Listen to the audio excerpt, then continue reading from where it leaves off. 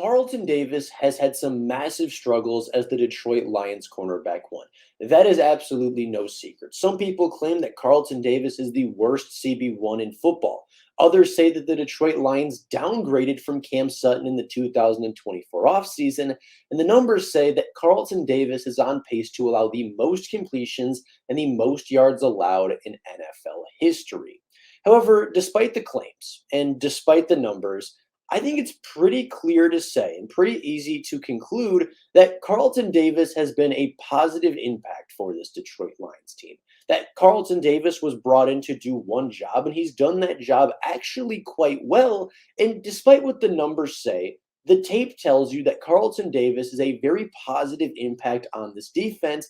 And other than Monday Night Football, Carlton Davis has actually played three pretty good games for the Detroit Lions as their CB1 and has certainly been an upgrade from what they had a season ago. So today, we're going to take a look at Carlton Davis. We're going to put context to the numbers. We're going to take a look at how good Carlton Davis actually has been and talk about whether or not we should be concerned as a fan base for the future of the Lions secondary.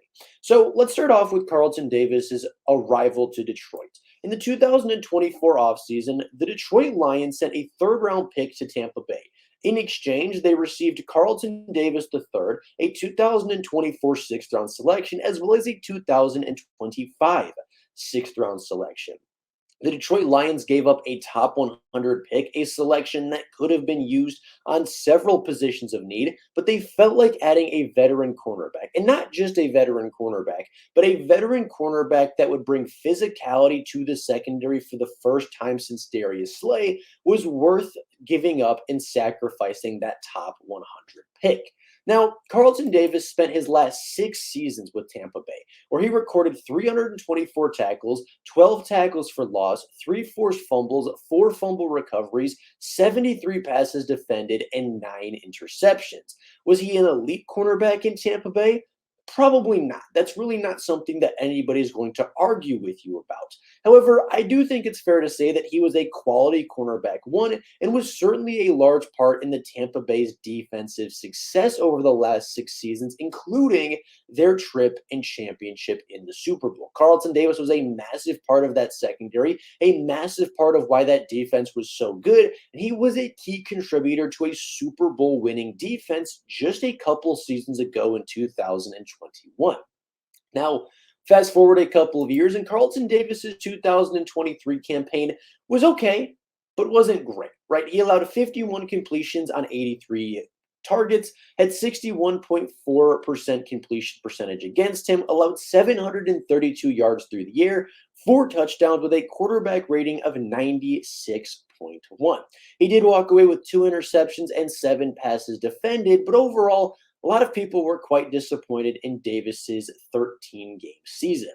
The Tampa Bay Buccaneers in particular felt like they were willing to move on from their cornerback one of the last half decade, and Brad Holmes came a knocking. He traded that third-round selection and brought in Carlton Davis to develop an identity here. He brought in Carlton Davis to be a cornerback one that was physical at the line of scrimmage, that were going to press people, that was going to hit wide receivers, and was going to bring that identity back to Detroit. Now, throughout 2024, Carlton Davis, by the numbers, has very much struggled. Been targeted 35 times through 4 games, with 23 completions against him. A 65.7% completion percentage is down from where it was a season ago. He's already allowed 309 yards through the air with a singular touchdown. Now, he does have 1 fumble recovery that he returned for 50 yards to the red zone that directly contributed to a Detroit Lions score, as well as 3 passes defended in crucial moments. However, if you were to project these statistics out to a 17-game season, that would have Carlton Davis being targeted 148 times, allowing 97 receptions for 1,313 yards and 4 touchdowns through the air. That, of course, is very concerning. That is not a statistic that you want to see from your cornerback one, and certainly not a statistic you want to see from a player in his contract season who's making north of $10 million a season against the salary cap. However, with that being said, these numbers are very misleading, right? We are just a month into the season, meaning some of these numbers are still going to be skewed, and some of these numbers are just flat out misleading for what the Detroit Lions have expected from Carlton Davis throughout his first couple of weeks. So let's go back and put some context to the numbers and really take a look at where Carlton Davis has struggled in Detroit. Now, if you take a look at week one, 64 of the 99 yards that Carlton Davis allowed versus the Rams were that yak play for Tyler Johnson. He was technically the man in coverage in pre-snap against Tyler Johnson. He did allow the reception, did allow the missed tackle, and did allow a 64-yard completion. However, those yards aren't really telling of Carlton Davis's coverage ability, and in fact, they were the sole missed tackle on Davis's season until he missed a second one against Seattle. Carlton Davis throughout his career has been a phenomenal tackler, but against Tyler Johnson on that one play, he slipped. Tyler Johnson made a nice cut and was able to take a 2-yard completion of 64 yards down the field, flipping the field position for Los Angeles. But if you were to take out those yak yards and allow just the 2 yards in coverage that Carlton Davis actually allowed, he allowed just 37 yards on the night. Against Cooper Kupp, against Puka Nacua, against Tyler Johnson, and against Matthew Stafford, he allowed just 37 yards in coverage in the air on Monday Night Football. You go into week two against his former football team in a Tampa Bay offense that shredded the Detroit Lions through the air, and Carlton Davis allowed just one target and one reception versus Mike Evans for 11 yards. He allowed just 3 receptions against Chris Godwin for 42 yards, meaning on the day, he allowed just 53 yards through the air, which again is not elite by any means. That is not an elite day for the cornerback position, but if you allow 53 yards on 5 receptions, you're doing okay, right? You're not being a liability. You're not allowing the big plays. And that's really what Carlton Davis has been. He's been a player that, yeah, will give up some underneath routes. He's been a player that will probably allow a high completion percentage this season and might allow quite a few yards through the air statistically. But when you look at the plays that Carlton Davis has allowed this year, there hasn't been a home run ball. There hasn't been a massive touchdown put on his head. And I believe the longest reception that he's allowed this season, again, through the air, not including that yak play to Tyler Johnson, has been less than 20 yards through the air. Compare that to Cam Sutton from a season ago where he was allowing 50, 60, 70-yard touchdown completions over his head, and you could see a massive difference in the way that they play the game, as well as really how efficient they've been through the air. Lions.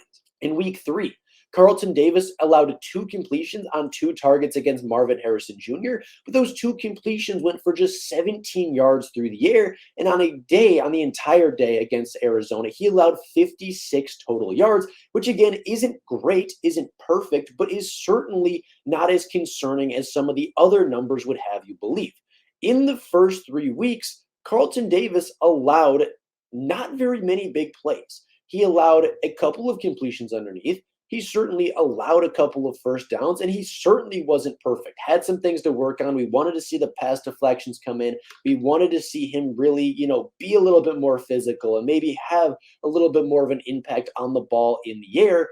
But overall, he really wasn't struggling, right? Going against wide receiver ones each week, he allowed just, I believe, 22 yards to Cooper Kupp. He allowed just 11 yards to Mike Evans and just 17 yards to Marvin Harrison Jr. He hasn't allowed a wide receiver one to go over 30 yards in the first 3 weeks of the NFL season. And those are good numbers for a cornerback one matching up versus a wide receiver one. Now, after his strong start to the season, Carlton Davis really struggled on Sunday Night Football. Carlton Davis against the Seattle Seahawks very much did struggle. There is no context to this game. There is no, oh, well, there's one big play that really inflates the numbers.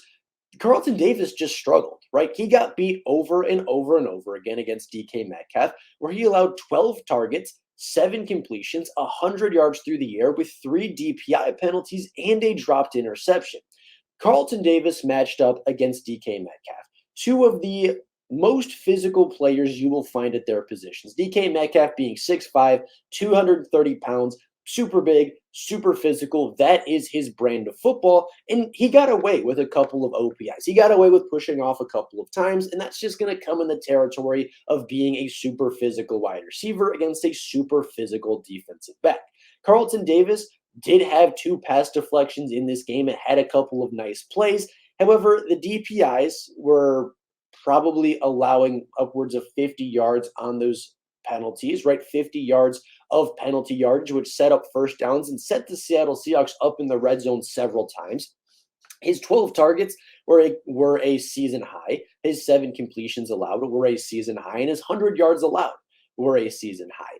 He very much struggled versus Seattle, and I do not want to understate that. I do not want to make it seem like he did not struggle, but it's one game versus a great quarterback in Geno Smith, who's been playing very well this season, against a great wide receiver in DK Metcalf, who routinely puts up nearly 1,000 yards a season every single season.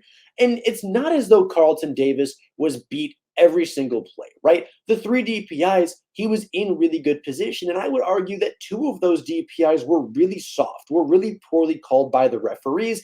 The one to set up the red zone possession was probably DPI. He did hook him by the shoulder and got that pass deflection. That one I think is more than fair to put against Carlton Davis. But the penalties seemed a little soft versus Seattle. He got beat a couple of times on the fade route, especially that DK was marked down at the 1-yard line. That was a really bad play for him. The first completion that he allowed, the spinning catch, was offensive pass interference by DK Metcalf, but it's not going to get called. That was a 15-yard completion. But even still allowing a lot of completions and a lot of yards against Seattle, Carlton Davis did not allow a play over 30 yards for a wide receiver. Yet he really, in his worst game of the season, still wasn't really that bad.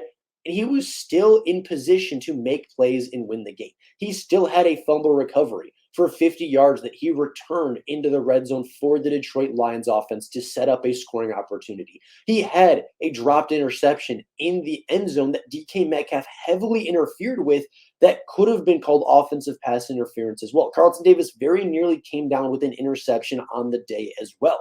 So despite the struggles, he still had some good moments, and I think still showed some great things for the Detroit Lions secondary. So overall, yes, Carlton Davis, by the numbers, has struggled through his first 4 games as a Detroit Lion. However, those numbers are inflated. Those numbers aren't nearly as telling as what the tape would have you believe. And for what Carlton Davis was brought here to do, I think he's done quite a phenomenal job. He's brought physicality back to the secondary. He's been a press man corner. He's allowed very few yards to wide receiver ones and hasn't allowed any big plays over 30 yards for any wide receiver on this season. That was a pretty routine thing for Cam Sutton and for the secondary last year. The Detroit Lions were actually worse on 3rd and long than they were on 3rd and short last year. If it was 3rd and 10 plus, it was nearly 70% of the time that the Detroit Lions were allowing the conversion on the defensive side of the ball. And those things don't happen anymore. On a 3rd and long, I have confidence that the Detroit Lions will get off the field. And more times than not, they do get off the field. They don't allow these big 18, 19, 25-yard completions on 3rd down because they're able to be physical. They're able to press. They're able to knock wide receivers off their routes. And that's what Davis was brought here to do. And for that, I think he's done quite a great job. So with that being said, that is all I have for you guys today. I wanted to put some context to Carlton Davis because there's been a lot of people that have been upset, a lot of people that have claimed he's been a liability, and a lot of people that have been quite upset with the cornerback's play so far this season. While there's certainly been some struggles, I don't think it's nearly as bad as a lot of people would have you believe. So with that being said, that is all I have for you guys today. Let me know down in the comments below your opinions on this Detroit Lions defense, this Detroit Lions secondary, and of course, Carlton Davis as an individual. Let me know what you think about his first month as a Detroit Lion as the CB1 and whether or not you have more or less faith in him than you started with coming into this season. I'd be curious to hear your guys' side of the story. With that being said, that is all I have for you guys today. Thank you all so very much for watching. If you have yet to subscribe to the channel, please go down below and do so. It helps the channel out so much. Like the video, subscribe, and if you like the content, go watch another one. It helps the algorithm out a ton. It tells them that my channel is worth watching, my channel is worth growing, and that would be greatly appreciative from all around. But with that being said, thank you all so very much for watching, and until next time, and as always, go Lions.